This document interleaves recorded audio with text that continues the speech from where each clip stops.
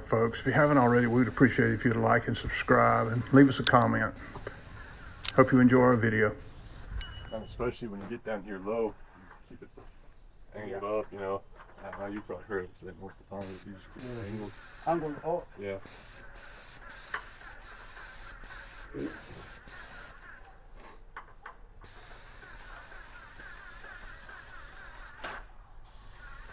That's why you have to be just like little bit of practice, you know, your hand. You have to do all, I think, it with your hand too. Don't make your hand like hard, you know, you have to make your hand smooth. Oh yeah, it was just kind of like When you do with the brush, you know. eventually it's like anything. You use a framing gun a bunch. Mm-hmm. It just feels natural, you know, you can do it. You don't even think about it when you do it. That piece of glue. And there you have Seth and Mario discussing the intricacies of running a paint sprayer. But in all reality, if you've never done it, Mario's never done it much. Seth hasn't done it a ton. This is really the first thing he's painted all by himself. I had some other projects I had to be on that day, so. But did a really good job. Proud of him. Proud of both of them. They, like I said, they're good hard workers and do a good job. And they were able to get all this outside sprayed, and it turned out to look really nice. Of course, this first go around, you can see some light spots. It's going to take 2 coats, but this is them getting that first coat on. And one thing we didn't have recorded here was all the prep work. Mario and Eduardo had already been around and done all the prep, all the caulking, and all that needed prepping. You can kind of see there's the joints have already been caulked and everything on the siding. But here's the walk around. Seth's giving us a walk around. They're a little camera shy. They don't like to talk to the camera much, so we didn't really have any footage of anybody saying anything that day because it was just the 2 of them. But anyway, that's the first coat of paint on it.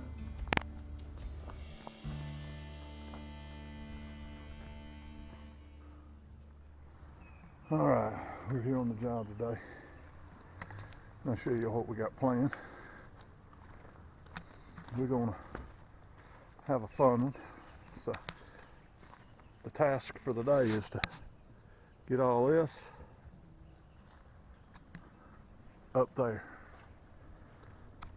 This, of course, is the metal for the roof. And as you can see,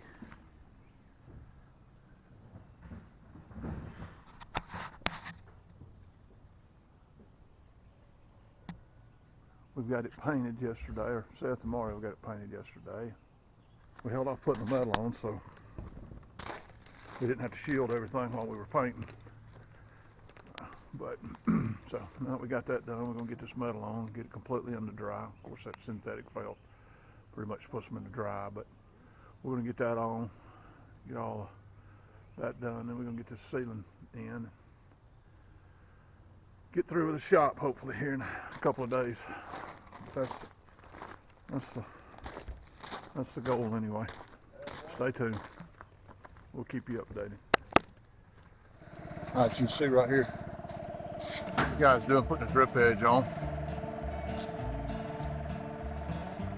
I'm supposed to go under the felt. Felt's supposed to go over that. I don't matter. What? Yeah, go ahead. It's metal.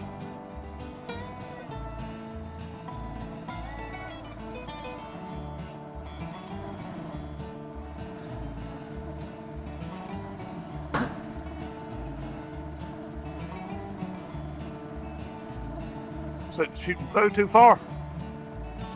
Shooting through too far. Not far enough. Okay, folks, and if you didn't know, there is a code on drip edge. Along the eave of the house where they are right now, they're supposed to go under your felt. But up the rake or the gable, it's supposed to go over the felt. And that's one thing that a lot of people probably don't do, but it is part of code. But of course, it's one of those things that the inspector never looks at because it's always covered up when they get there. But it is in the International Residential Code and the International Builders Code.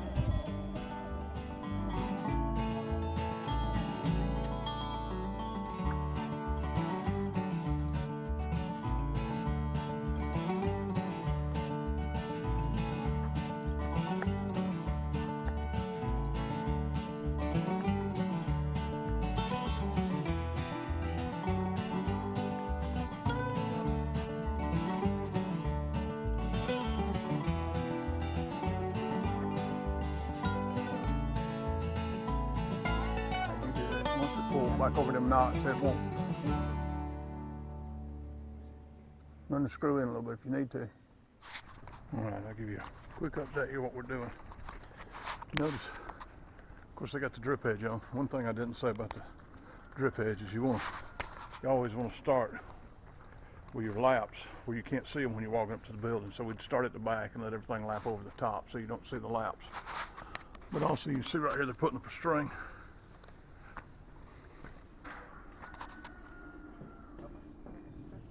You see that string they've got there? That's the line the edges of your metal up with.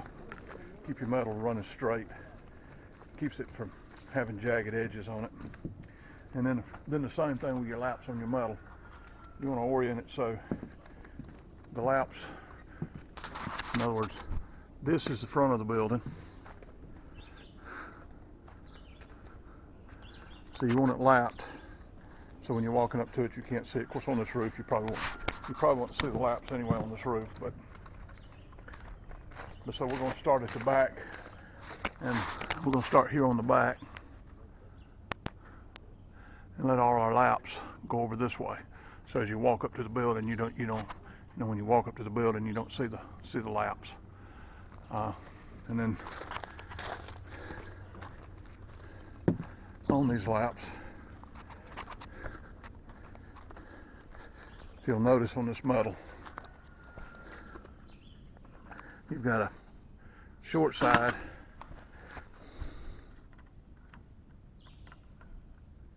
and this long edge. See how this is longer right here? That's your bottom.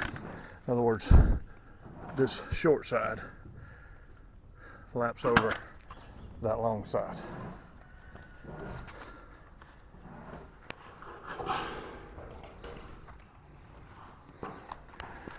Alright, I'll show you what we did right here. What we've done is we divided our metal in half. So we got half the stack over here. We got half the stack here, half the stack here. Reason being is your screw holes are opposite on each side. And then all you do on the lap side, we come up 6 inches on the bottom. And then every 2 foot, so 2'6", 4'6", 6'6", 8'6", and on and on. Then you mark that, and then you mark your center rib. So, and then you got to screw across the bottom. You got to screw in every rib. Then you got your lap edge. You got to screw, and then your center rib. You got to screw every 2 feet. And with that, then we just take a drill. And we just mark one, and we take a drill and we drill through all the pieces at once, every piece for the other half, so that way we're not having to mark a ton of holes. Plus it keeps the screws way more straighter when you put them in. They all line up with each other because of the way, because you're drilling that hole through, marking every one of them at once on the same pattern. But that's basically it. And then it's a matter of just getting them up there and getting them screwed down and then putting the trim on. That's pretty much the roof. But you can see we done got, I think, 3 panels up. We've probably been doing it. We've been probably handing them up now about 15 minutes maybe, so takes about 5 minutes per panel, something like that. So, as you can see, here's what the guys have got up there. They're having a little bit of issue staying on it this morning. The pollen is bad, and that little bit of pollen getting on their shoes, making their shoes slick on it. So it's even going a little slower than it normally would. And I'll show you one of these screws. how they work, because a lot of people think you would do this in the rib, but you don't. You actually do it on the flats. But you see this screw here, it's got a rubber washer on it that seals, and these screws are actually self-tapping. You don't have to drill them like we do. We just found it's faster of marking them if you drill them all at once instead of trying to mark each individual piece. And it's a little easier on the guys up top. Makes it easier to start their screw, but they will self-tap. Anyway, that's kind of it.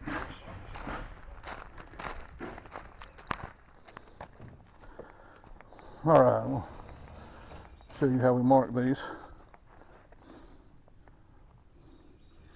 First thing you gotta do is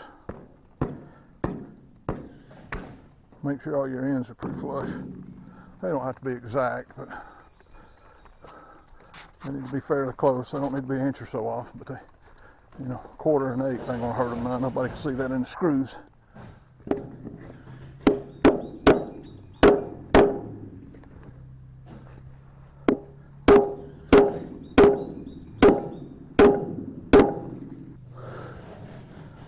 So that's got that.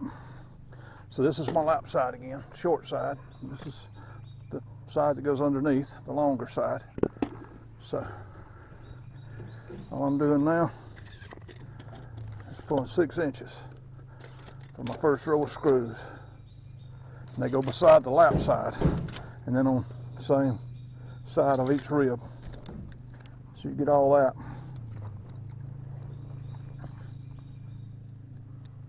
Marked, and then I'm just going to go down every 2 feet. So I'm 2'6",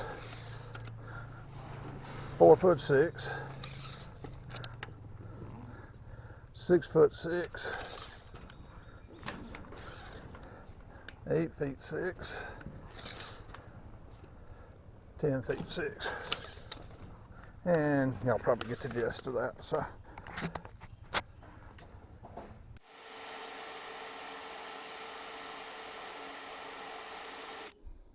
And on these end ones,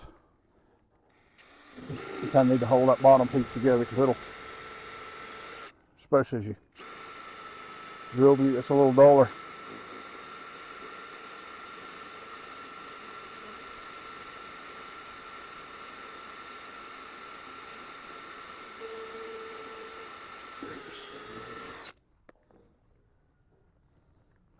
It'll push down on that bottom piece and the hole will be misaligned. Usually got, oh, there's my clamp. Usually got a clamp. I'll just clamp it like that. And that way, I don't have to sit there and hold it. And you can see there, we were just using some water to keep the drill bit cool. Heats up pretty quick drilling through these 15 pieces of metal at a time. So just dip your drill bit every time you drill in with into the water just to cool it down, so it don't get so hot that it dulls your bit.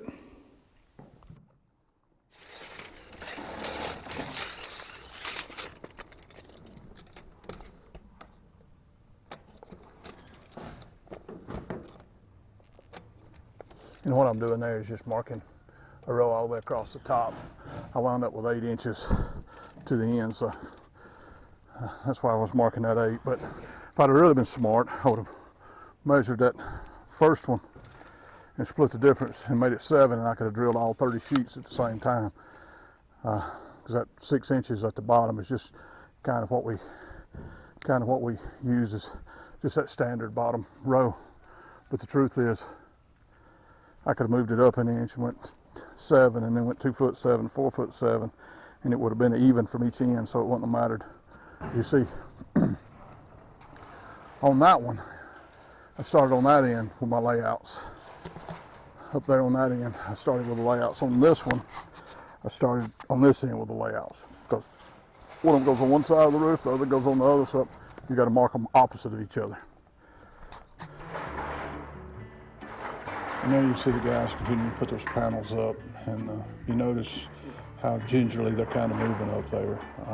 This isn't a very steep roof, but that little bit of pollen film on that roof made it very slick for them. And just trying to be safe and keep getting anybody hurt. But it was amazing just to see how that small film of pollen on that roof really slowed down their movements. How purposefully they had to move and going up and down this roof to make sure they had a solid footing. Probably cost us blow all that stuff off there. an hour or more in the application.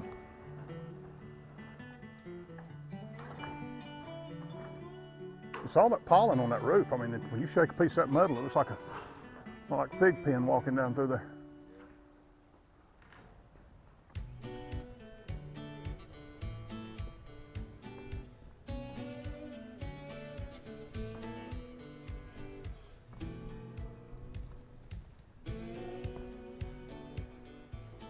Now in there you can see Seth cleaning off his shoes, wiping that little bit of pollen off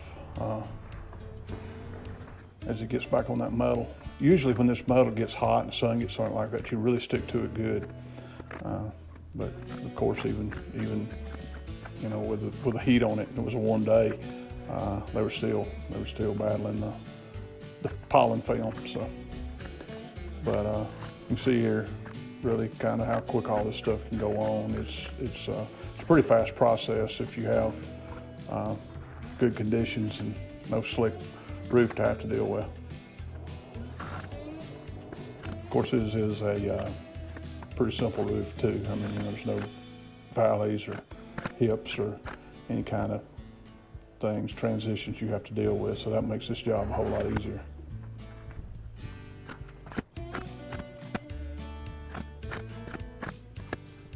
No, it's supposed to be like Valió verga. las herramientas. Listo. You better sit down, War. Now, as long as he got both feet on one on each side, He's gonna he'll do a split saw. split. That'll hurt. Yeah, you're real close to the center. All right, and you can see here's the guy putting on this ridge cap that it had started raining. So, you know, yeah, the pollen makes it a little bit slick, but the rain makes it really slick. And it's a good way to get hurt. So they were just sitting down, easy across everybody except Eduardo. Eduardo, I think, was on a suicide mission. But anyway, luckily, it didn't rain much. We were able to get finished. Yeah, you won't want that.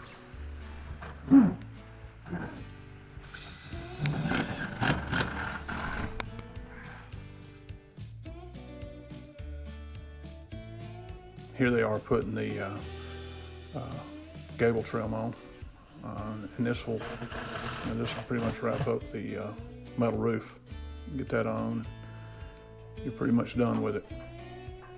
But it's good looking building. I mean, this is a nice shop. I really like the design of the shop. But hey, if you haven't already, we'd appreciate it if you'd like and subscribe and leave us a message and click the thumbs up button. We'd appreciate it. Thanks for watching.